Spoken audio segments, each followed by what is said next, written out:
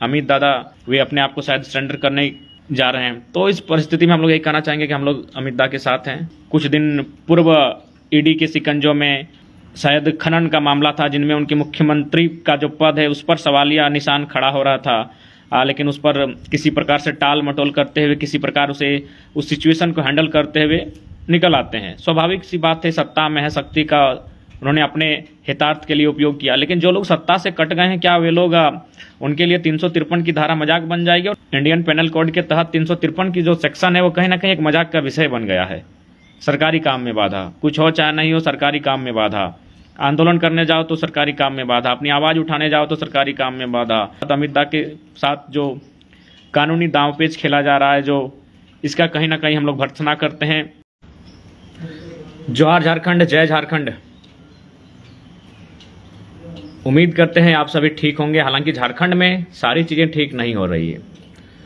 उसी क्रम में आज अक्सर हम लोग कहते हैं, सुनते हैं कि आज जो कानूनी व्यवस्थाएं हैं कहीं ना कहीं सत्ता के अधीन हो गई हैं, जबकि कानूनी व्यवस्थाओं को स्वतंत्र रहना चाहिए। जो भी कानूनी व्यवस्थाएं हैं, जो भी एजेंसियां हैं, उन्हें कहीं ना कहीं स्वतंत्र रहना चाहिए, स्वतंत्र दिखना चाहिए, स्वतंत्र कार्य करना चाहिए।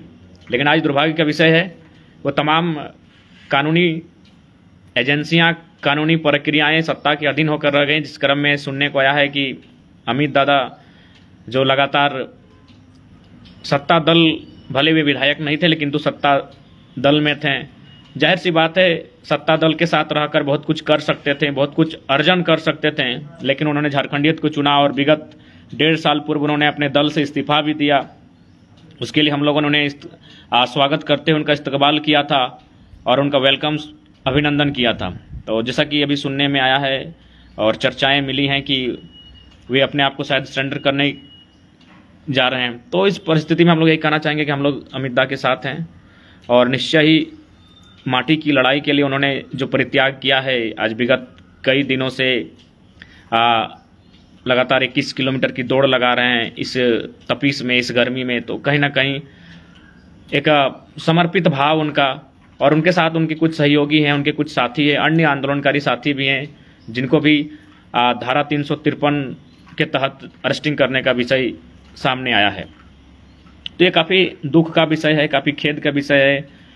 यही माननीय मुख्यमंत्री कुछ दिन पूर्व ईडी के शिकंजों में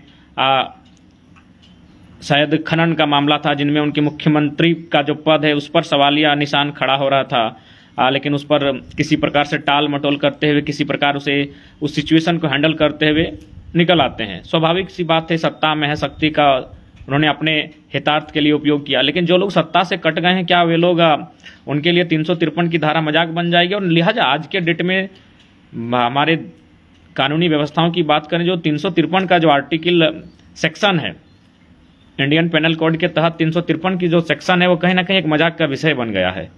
सरकारी काम में बाधा, कुछ हो चाहे नहीं हो, सरकारी काम में बाधा, आंदोलन करने जाओ तो सरकारी काम में बाधा, अपनी आवाज उठाने जाओ तो सरकारी काम में बाधा, वीडियो से अगर कुछ गलत कर रहा है उसके खिलाफ बात करो तो सरकारी काम में बाधा, थाना प्रभारी घूस ले रहा है उसके खिलाफ बात करो तो सरकारी काम में बाधा, अपने हक अधिकार की बात करो तो सरकारी काम में बाधा।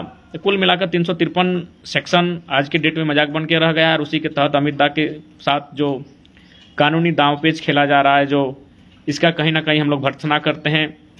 और निश्चय ही इस घड़ी में हम लोग उनके साथ हैं और लिहाजा साथ होना भी चाहिए, क्योंकि उन्होंने उस समय अपने दल का त्याग किया जिस समय उनका दल सत्ता में था। यानी उस दल के साथ रहकर बहुत कुछ अर्जन कर सकते थे। उसके बावजूद उनके और उनके साथियों को हुलजोहार करते हैं, नमस्कार करते हैं और उनके साथ निश्चय ही आज तमाम परिस्थितियां आपके सामने हैं कि आज किस प्रकार 353 का जो सेक्शन है मजाक बन के रह गया है।